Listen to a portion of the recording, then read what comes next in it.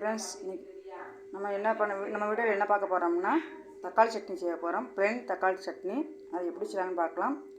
தக்காளி ஒரு 1/4 கிலோ எடுத்து வச்சுக்கலாம். பூண்டு 2 எடுத்து வச்சுருக்கேன். வாங்க இதை அரைச்சிட்டு உங்கள்கிட்ட காட்டுறேன். இந்த மாதிரி பேஸ்ட்டாக அரைச்சிக்கலாம். அடுப்பை பற்ற வச்சு விட்டு கடாய் அடுப்பில் வச்சு விட்ருக்கேன். ஃபஸ்ட்டு எண்ணெய் ஊற்றிக்கிடலாம். நல்லெண்ணெய் விட்டுக்குங்க. அப்போ தான் தக்காளி டேஸ்ட்டு நல்லாயிருக்கும்.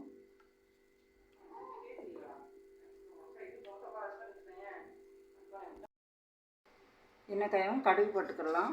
1/2 ஸ்பூன் கடுகு, 1/2 ஸ்பூன் உளுந்து போட்டுக்கலாம்.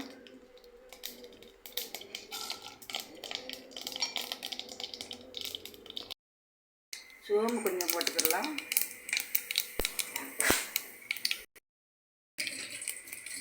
அடுத்து வெங்காயம் கட் பண்ணி வச்சுருக்கேன், அதையும் போட்டுக்கலாம்.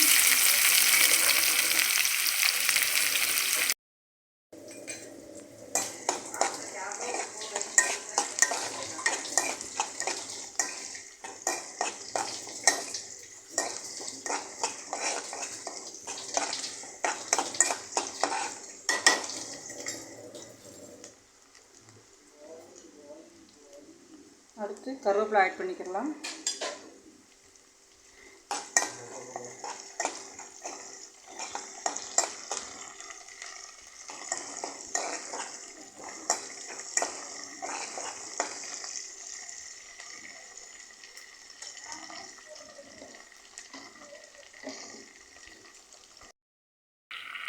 ஒரு ஸ்பூன் மிளகாய் பொடி தூவிக்கிடலாம். உங்களுக்கு காரம் தக்கனா போட்டுக்கோங்க.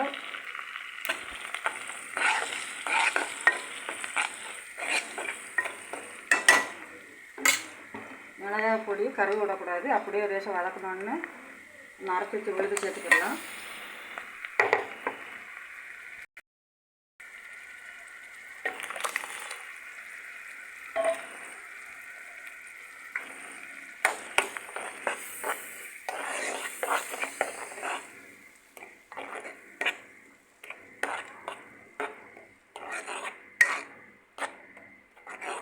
பச்சை வாசனை போக நல்லா கொதிக்க விடணும்.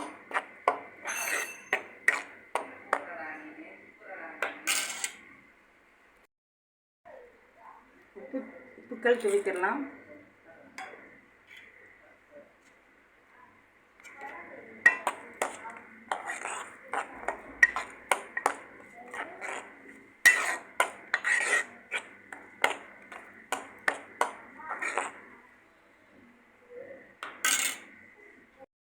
சட்னி பச்சை வடை போது நல்லா கொதிக்க விடணும். அதனால் மூடி போட்டு மூடி வச்சுக்கலாம். எப்படின்னு பார்க்கலாம். இந்த மாதிரி பச்சை வாசனை போது நல்லா கொதிக்க விடுங்க. கொதிக்க விட்டு இட்லிக்கு தோசைக்கு நல்லாயிருக்கும். இந்த மாதிரி அவசரத்துக்கு இந்த மாதிரி செஞ்சு சாப்பிடலாம்.